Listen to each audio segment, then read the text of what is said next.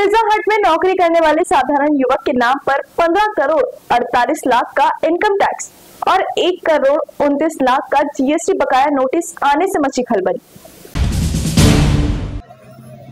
चंद्रपुर जिले में एक हैरान करने वाला मामला सामने आया है, जिसमें एक साधारण युवक को 15 करोड़ 48 लाख का इनकम टैक्स और 1 करोड़ 29 लाख जीएसटी बकाया नोटिस आया है। प्राप्त जानकारी के अनुसार जिले के धाबा गांव निवासी दिवाकर कुकड़कर यवतमाल के पिज्जा हट में काम करता है। दिवाकर के नाम पर आयकर विभाग ने 15 करोड़ 48 लाख और जीएसटी विभाग ने 1 करोड़ 29 लाख रुपए का नोटिस भेज दिया। तब उनके पैरों तले जमीन खसक चुकी थी, क्योंकि दिवाकर का न तो कोई बिजनेस है और न ही इतनी बड़ी रकम का कोई हिसाब किताब। फिर भी करोड़ों का टैक्स बकाया का नोटिस देखकर दिवाकर के होश उड़ गए।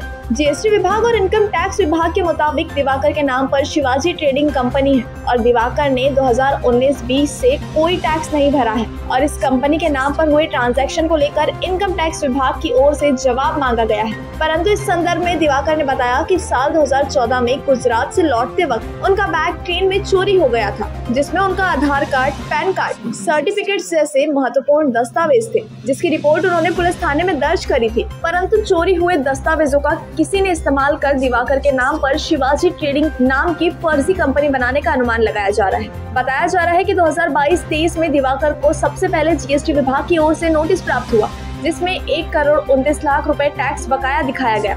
इसके बाद 2025 में आयकर विभाग ने 15 करोड़ 48 लाख का नोटिस भेजा। साल 2022 में जीएसटी का नोटिस मिला तो दिवाकर चौंक गए। गांव में जांच करने पहुंचे अधिकारियों को जब पता चला कि दिवाकर एक झोपड़ी में रहता है, तब वो भी हैरान हो गए। दिवाकर ने पुलिस में शिकायत दर्ज करवानी चाहिए, तो स्थानीय पुलिस ने शिकायत लेने से इनकार कर दिया। मजबूरी में वह चंद्रपुर के पुलिस अधीक्षक के पास पहुंचा और उन्हें पूरे घटनाक्रम से अवगत कराया। यहाँ से लिखित में दिया गया कि दिवाकर का फर्जी कंपनी से कोई लेना देना नहीं है। उस समय जीएसटी का मामला शांत हो गया था, लेकिन अब 2025 में आयकर विभाग ने दिवाकर को 15 करोड़ से अधिक टैक्स वसूली का नोटिस भेज दिया है। जिसके बाद दिवाकर इनकम टैक्स ऑफिस में जाकर अपनी कहानी बताई तो इनकम टैक्स अधिकारी भी चौंक गए और उन्होंने इस मामले में दिवाकर को पोर्टल पर ऑनलाइन जवाब देने के निर्देश दिए हैं। बताया जा रहा है कि दिवाकर के नाम से फर्जी जीएसटी नंबर निकाल कर लेन देन किया गया है और ये सभी लेन देन मुंबई और गुजरात से किए गए हैं। दिवाकर की इस कहानी से केवल एक आम आदमी त्रासदी न होकर यह सिस्टम भी उन खामियों को भी उजागर करती है, जिसमें किसी के चोरी हुए दस्तावेजों का इस्तेमाल कर फर्जीवाड़ा किया जा सकता है और पीड़ित को ही जवाबदेह ठहराया जाता है। मेरा नाम दिवाकर रमेश कुकड़कर है। मैं धाबा गाँव गुंडरेपी तालुका और चंद्रपुर डिस्ट्रिक्ट से बिलोंग करता हूँ। 2014 में मेरे डॉक्यूमेंट खो गए थे बल्लाशाह रेलवे स्टेशन पे। जब मैं गुजरात से गाँव आ रहा था तब उस टाइम पे मेरे डॉक्यूमेंट खो गए थे। बाद में उसके मैंने एफआईआर लिखवाई थी बल्लाशाह रेलवे स्टेशन पर। बाद में पता चला 2018-19 में किसी ने मेरे नाम से फर्जी कंपनी बनाई थी, शिवाजी ट्रेडिंग नाम की।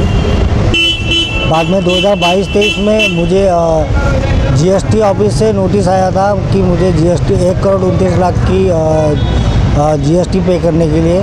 तो जीएसटी ऑफिसर मेरे घर आए थे, तो उस टाइम पे मैं गुजरात से मैं घर आया था और देन उन्होंने बोला कि कोई भी पुलिस स्टेशन में आप रिपोर्ट लिखवाओ और हमको सबमिशन कर दो कि ये जो भी आपका मामला है। तो उनको मैंने एफआईआर ये सब कुछ किया और मैंने धाबा गुंडरेपी पुलिस स्टेशन में रिपोर्ट लिखवाई, किसी ने लिए नहीं। बाद में मैंने उन्होंने बोला कि कोई रिपोर्ट नहीं ले रहे तो आप राइटिंग में दे दो कि जो भी कुछ हुआ आपके साथ। तो मैंने उनको राइटिंग में दिया और 1 करोड़ 29 लाख की जीएसटी का वो चैप्टर क्लोज कर दिया उन्होंने। बाद में अभी इस साल मुझे नोटिस आया था 15 करोड़ की इनकम टैक्स मेरा पेंडिंग है करके। तो इस साल भी मुझे लेटर आया था, तो इसलिए मैं अभी डोमिनोज पिज़्ज़ा यवतमाल में मैं काम करता हूँ। तो मैं उधर जॉब छोड़ के मतलब जॉब से लीव लेके मैं इधर आया हूँ।